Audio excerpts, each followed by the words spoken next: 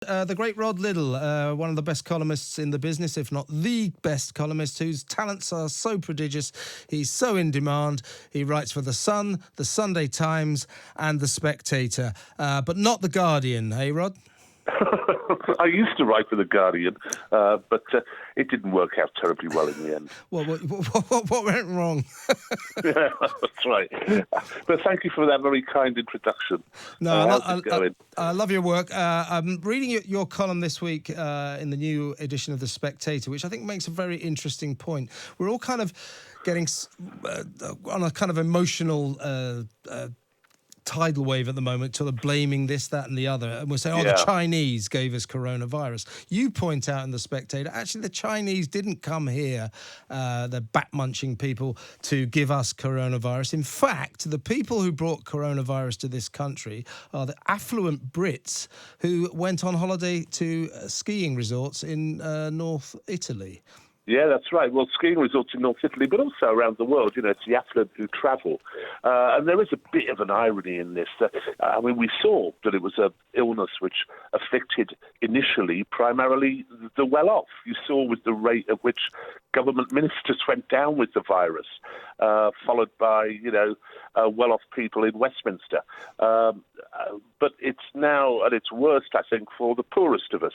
And certainly lockdown is particularly unpleasant for the poorest of us. Yeah, that's the thing, isn't it? I think it was Emily Maitlis, Queen Emily Maitlis, decreed that coronavirus was a great leveller. It's nothing of the sort, is it? I mean, as you say, the affluent middle classes brought it back from ski resorts, and then the various service workers that service them caught coronavirus and went back to the very crowded city places that they live in, and that's how the disease spread. And in fact, the working classes are far more affected by it than the people who brought it back to the country in the first place. Far more now, yes, absolutely. And I feel guilty. You know, I'm sitting here at home, but I've got a nice big garden, and I can go for a walk across the road in the fields. You know, it's not too bad for people who live in the countryside or have a bit of space around them. But if you're on the 17th floor of a tower block in Walthamstow, then the lockdown must impinge far more. And that's why I have some sympathy for this breed of people who the newspapers are describing as COVIDiots. It's obviously right that we should socially distance. It's obviously right that we should try to limit the spread.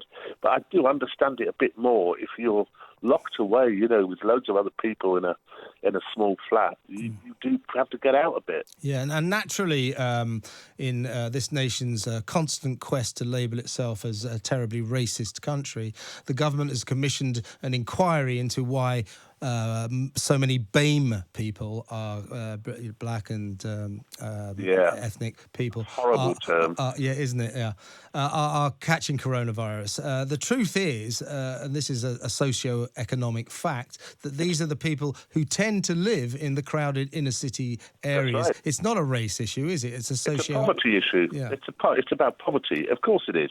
It's nothing to do. There are various cretins in the country, such as Afua Hirsch, who will show you racism in a handful of dust. This isn't a racist thing. It is about socioeconomics. It's about the poor.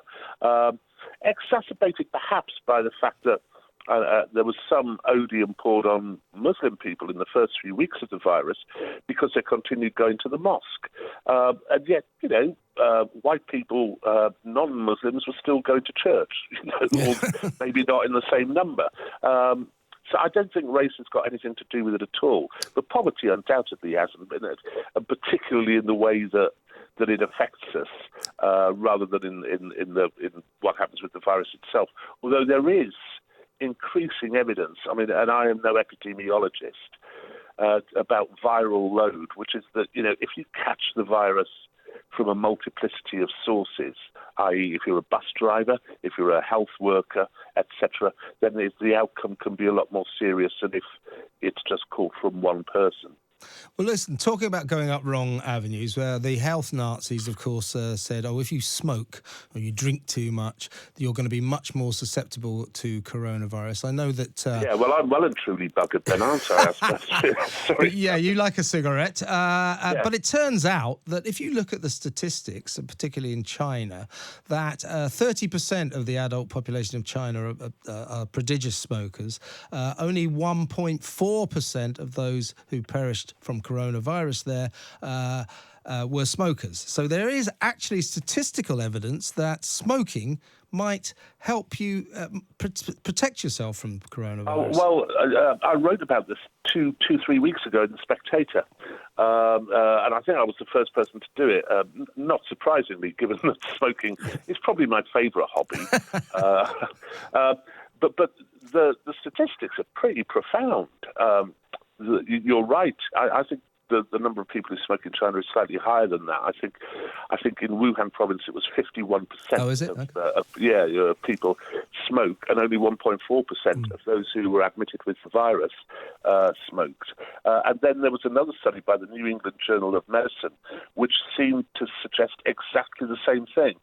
So it would seem to be that, statistically at least, you're slightly less likely, considerably less likely to get the virus if you smoke. But if you do get it, you're likely to be worse off because of respiratory problems and so on. Yeah, you live in the country. You're not a lover of London, are you? Tell us about your experiences with some of these coronavirus tourists who aren't supposed to be coming down your way, but they are. I know. I was joking in the Spectator. I mean, we do have a lot of them down here at the moment, and to be absolutely honest, I find it terribly hard to blame them.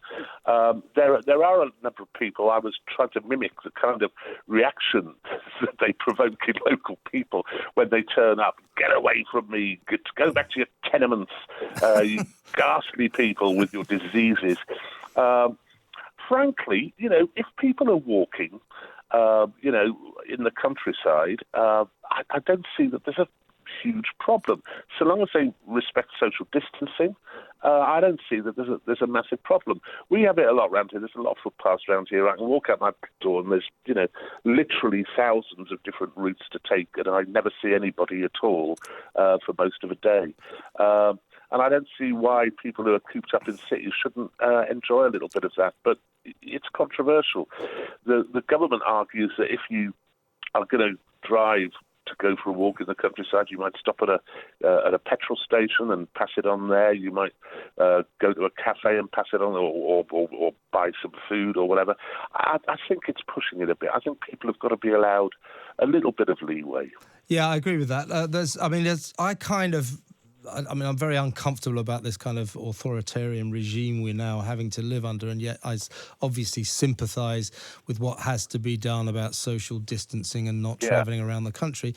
And I kind of sympathise with the people of Cornwall or Devon and the Peak District who are all sort of saying keep away, and especially if you're in Cornwall and it's Gordon Ramsay, who would want him in your county? But except the Cornish are always saying keep away. I know. Keep away. Even when it's not the coronavirus, they're saying keep away. I don't know why anyone goes to Cornwall anymore. Frankly. I know, that's my point. That's my point, Rod. That they put up all these tourists keep out to keep away. Right. Well, I'm thinking, well, when this coronavirus crisis is over, maybe we'll take on board your attitude to us and never go there again. See how they like that. Exactly. It's the first time in my life I've ever felt sympathy with Londoners, to tell you the truth. That they really are. It's a horrible thing to have your movement restricted. So, and it was Cornwall. Cornwall was one of the first. But the Highlands of Scotland were actually the first. And I got into trouble for saying, well, we won't go there anymore then, once this is exactly as you just said. Yeah. And the Scottish nationalists got very arsey about it. Well, of course they did. Of course they did. Can we move to the real serious, I think, central question that is coming up for the government? It is this health or wealth dilemma. I mean, we've been told we've got another 3 weeks of lockdown. and it'll probably go on longer than that. But at a certain point, the government is going to have to choose wealth over health, isn't it? How well do you think the government's been doing generally, and when do you think they might think about ending the lockdown for the sake of the economy? I don't think the government's done a bad job so far. I think it was a bit slow to restrict flights coming in, and I think it's been very slow and remiss, and this is what we remember, in giving personal protection equipment to frontline people, which includes Sadiq Khan, incidentally. It includes bus drivers and transport workers. They should have been kitted out early as possible. You know, we're given graphs every day. We see graphs of the spread of the virus, graphs of its infection rate, and so on. The graph that matters is one which hasn't been in the papers yet, and it's two lines. One line is our concern about the lives of elderly people, and the other is our concern about being skint. And when those two lines intersect, which my guess is that they will on May the 9th, I think you can see it coming that within 3 or 4 weeks, we're going to suddenly decide, no, we've got to rescue the economy, and the elderly can die in their comparatively small numbers, they would say. Yeah, there's something quite sinister, I think, about the way we've treated the old people, particularly in care homes. I agree. And I think it feeds into that awful syndrome during the Brexit debate where the mad Remainers said, well, you know, we lost the referendum because of all those selfish old people who voted to leave, but they'll be dead by the next time we have a vote on it. Well, unfortunately for them, they clearly weren't, because they lost badly at the general election. But I think there's something odd going on about the way our attitude, our national attitude to old people. When I was a kid, right, you looked at old people and you thought, well, they got a house, they got cars, they got loads of money, but you accepted that's the way, that's what happens, that's the sort of stuff you accrue in a lifetime. We didn't say, why can't I have it now? And that's what the younger generation seem to say now. Give us everything now. Why can't we be like old people? Why can't they die? Utterly bizarre. I mean, you're absolutely right. I mean, I think it's a massive issue. And, of course, care homes is a massive issue. Back in the day, you know, when I was a kid, far fewer care homes, because by and large we looked after our elderly parents and grandparents, you know, in extended families, and rather than pushing them onto the state and into a kind of now a rather dangerous vacuum where they're allowed to die without anyone taking very much notice. It wouldn't surprise me hugely if the Remainers asked for another referendum quite soon. You know, it genuinely wouldn't. But no, you're absolutely right about the wanting everything now. I was on a train recently, coming back from Cambridge, and sat opposite a young lad, a student, who clearly recognised me, and clearly from his expression when he was talking to me, though he was civil, loathed everything about me. But I could see the hatred in his eyes. And he said the biggest issue is housing. He was 22. He said, you know, this is what the elderly have done. This is what your generation have done. They've made it impossible for me to buy a flat in London. And I said, oh, where would you like? Well, Belgravia, would that suit you, sir? You know, when I was 22, I lived in a squat. Yeah, me too. You know, with 10 other people, and paid. The idea that I could have afforded to buy a flat in London at the age of 22 is just absurd. Yeah. And yet they do expect that. They expect everything now. Yeah, and it's causing something quite pernicious, I think, in our society. Listen, Rod, just before you go, love your column in the Sunday Times. Can you give us a sneak preview of what you're writing about tomorrow? Yes, don't always believe scientists. I've started off by talking about the Trinity nuclear tests for the first atomic bomb, where all of the scientists, the brightest people in humankind, couldn't agree on a single thing. Exactly. Where it's exactly the same now. It's not because the scientists are sick or wicked. It's just science doesn't work in the way that we arts grads and social science grads think it does. It doesn't give you an objective truth. And I've had a bit of a go at Neil Ferguson because he's been very wrong before. Yeah, the thing is, experts. We're all at the left of the political spectrum. They love to say you've got to listen to the experts. Yeah. The thing about, as I always point out, the thing about experts is, yes, I'm prepared to listen to experts, but you give me any topic and I can find two experts who will have polarized different opinions. So which one am I supposed to believe? This expert thing needs refining before we absolutely accept everything they say. Listen, Rod, fantastic talking to you. Look forward to your column tomorrow. And please come on the show again. Would love to, Kevin. Thanks a lot, mate. Thanks for having me. Thanks, Rod. That's Rod, the great Rod Liddle.